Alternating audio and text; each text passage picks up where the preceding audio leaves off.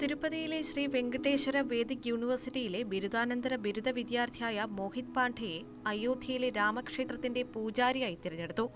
തിരഞ്ഞെടുക്കപ്പെട്ട 50 പൂജാരിമാരിലൊരാളാണ് മോഹിത് പാണ്ഡെ.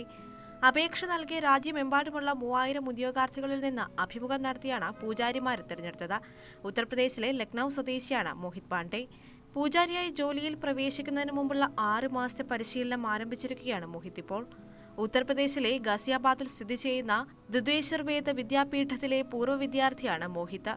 6ാം ക്ലാസ് മുതൽ +2 വരെ മോഹിത് ഇവിടെ വിദ്യാർത്ഥിയായിരുന്നു. ഉത്തരേന്ത്യയിലെ സുപ്രധാന ക്ഷേത്രമായ ശ്രീ ദുധേശ്വർനാഥിനോട് ചേർന്നാണ് ഈ സ്ഥാപനം സ്ഥിതി ചെയ്യുന്നത്. കഴിഞ്ഞ 23 വർഷത്തിനുള്ളിൽ ആയിരക്കണക്കിന് വിദ്യാർത്ഥികളാണ് വേദവിദ്യാപീഠത്തിൽ നിന്ന് വേദങ്ങളും ആചാരങ്ങളും അഭ്യസിച്ചത്. 70ഓളം വിദ്യാർത്ഥികൾ വിവിധ ക്ഷേത്രങ്ങളിൽ പൂജാരിമാരായും ആചാര്യന്മാരുമായി സേവനം അനുഷ്ഠിക്കുന്നതിന് പരിശീലനം നേടിവരികയാണ്.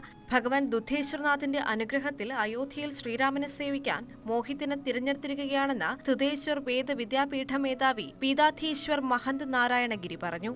ദുധേശ്വർ വേദ വിദ്യാപീഠത്തിലെ വിദ്യാഭ്യാസം പൂർത്തിയാക്കിയ ശേഷം മോഹിത് തിരുപ്പതിയിലെ SVVUവിൽ നിന്നാണ് BA ശാസ്ത്രി കോഴ്സ് പൂർത്തിയാക്കിയത്. ബിരുദത്തിൽ ഫസ്റ്റ് ക്ലാസ് നേടിയ ശേഷം ഈ വർഷം ആദ്യമാണ് MA ആചാര്യ കോഴ്സിന് ചേർന്നത്. സാമവേദമാണ് ആദ്യ വർഷം പഠിക്കുന്നത്.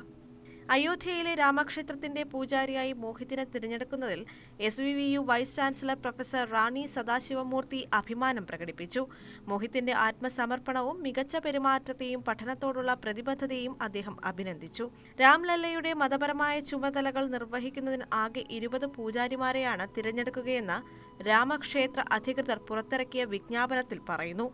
3000 അപേക്ഷകരിൽ നിന്ന് 200 പേരെയാണ് അഭിമുഖത്തിനായി തിരഞ്ഞെടുത്തിരിക്കുന്നത്. അവസാന പരീക്ഷയ്ക്ക് മുമ്പായി ഇവർക്ക് 6 മാസത്തെ പരിശീലനം നൽകി. 20നും 30നും ഇടയിൽ പ്രായമുള്ള ഉദ്യോഗാർത്ഥികളിൽ നിന്നാണ് അപേക്ഷ ക്ഷണിച്ചത്. ശ്രീരാമ ജന്മഭൂമി തീർത്ഥക്ഷേത്ര ട്രസ്റ്റ് തിരഞ്ഞെടുക്കുന്ന ഉദ്യോഗാർത്ഥികൾക്ക് പ്രതിമാസം 2000 രൂപ സ്റ്റൈപ്പൻഡായി ലഭിക്കും.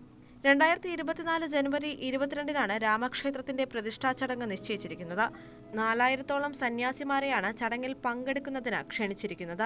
വാരണാസിയിൽ നിന്നുള്ള വേദ പുരോഹിതനായ ലക്ഷ്മികാന്ത് ദീക്ഷിത ചടങ്ങുകൾക്ക് നേതൃത്വം നൽകി.